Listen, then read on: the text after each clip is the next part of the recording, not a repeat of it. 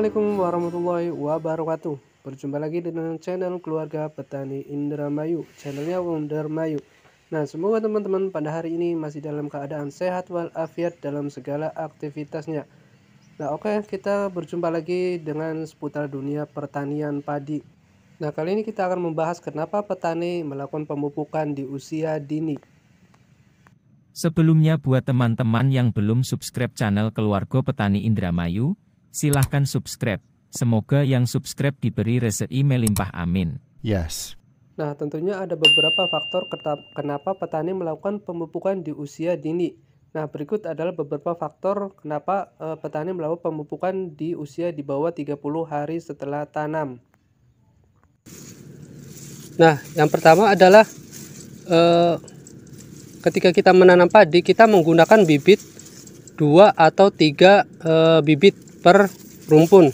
Nah, bibit ini ketika kita tidak segera lakukan pemupukan di masa vegetatif di usia di bawah 30 hari, maka bibit yang 3 ini yang pertama kita tanam, satu rumput ini akan keburu tua atau keburu besar.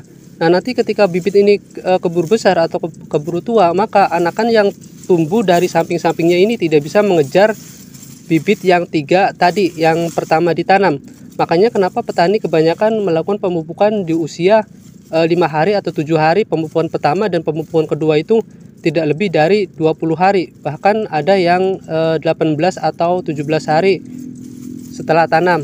Karena anakan yang untuk memunculkan anakan yang banyak dan juga untuk menyeragamkan anakan-anakan yang di samping seperti ini. Nanti anak-anak ini akan tumbuhnya sama seragam dengan indukan yang pertama ditanam. Tapi sebaliknya ketika tanaman padi ini atau tanaman bibit yang pertama ya kita tanam 2 atau 3 bibit ini, nanti ketika bibit ini keburu tua atau keburu besar, maka anakan yang tumbuh ini akan telat. Nah, ketika anakan yang tumbuh ini telat yang di samping-samping ini, maka nutrisinya ini tidak akan mencukupi untuk yang anakan di sampingnya. Nanti nutrisinya akan terserap semua oleh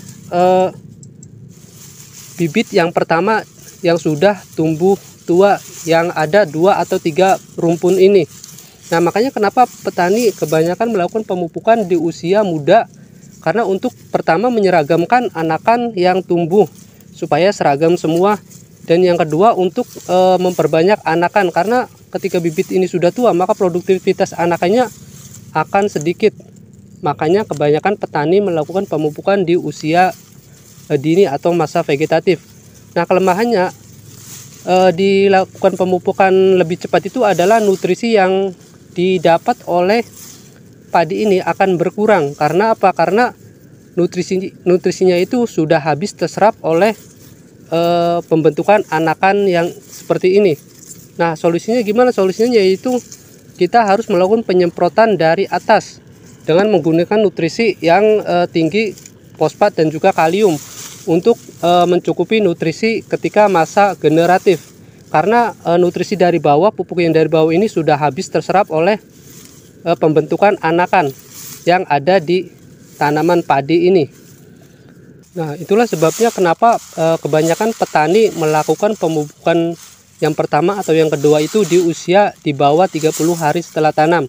Yang pertama adalah alasannya karena untuk memperbanyak anakan, karena anakannya bibit yang di bawah usia 30 itu sangat produktif sekali untuk mengeluarkan anakan padi.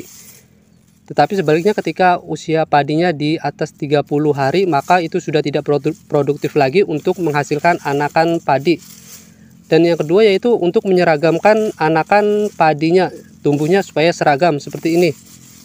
Secara pemupukan sendiri juga beberapa petani juga melakukan pemupukan dengan cara yang berbeda. Ada yang melakukan 1 kali pemupukan, ada yang melakukan 2 kali pemupukan, bahkan ada yang melakukan 3 kali pemupukan. Dan itu tergantung kondisi atau lahan yang ada di wilayah petani itu sendiri. Karena masing-masing wilayah itu memiliki perbedaan secara pH tanah dan juga kesuburan tanahnya. Tapi kebanyakan petani melakukan pemupukan itu yaitu sebanyak 2 kali. Walaupun ada juga yang melakukan pemupukan 3 kali. Tapi jika ingin melakukan pemupukan 2 kali, maka nutrisi yang kita gunakan harus mencukupi untuk di masa generatif. Karena masa generatif akan kekurangan sekali nutrisi karena sudah terserap semua di masa vegetatif. Nah, solusinya kita lakukan penyemprotan rutin dengan menggunakan pupuk daun atau nutrisi atau hormon melalui penyemprotan. Nah, kita lihat anakan-anakan ini akan tumbuh serempak karena pembentukannya itu merata atau sama ketika masa vegetatif. Nah, namun ketika kita melakukan pemupukan di usia 30 hari, kemungkinan besar anakan-anakan ini akan baru tumbuh menyusul bibitan yang utamanya, dan nutrisinya ini akan cepat habis atau terserap oleh yang bibit yang pertama yang kita tanam. Nanti anakan ini tidak akan mencukupi nutrisinya. Makanya lakukan pemupukan yaitu di bawah usia 30 hari setelah tanam. Nanti pas generatifnya bisa dilakukan dengan cara penyepraian, atau mungkin jika teman-teman mempunyai modal yang lebih bisa gunakan pemupukan yang ketiga.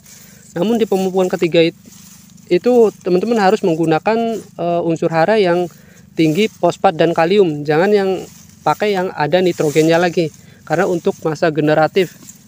Contohnya seperti pupuk TSP dan juga pupuk KCL. Namun dibandingkan harganya itu sangat mahal sekali karena pupuk itu non subsidi dengan harganya yang cukup lumayan mahal.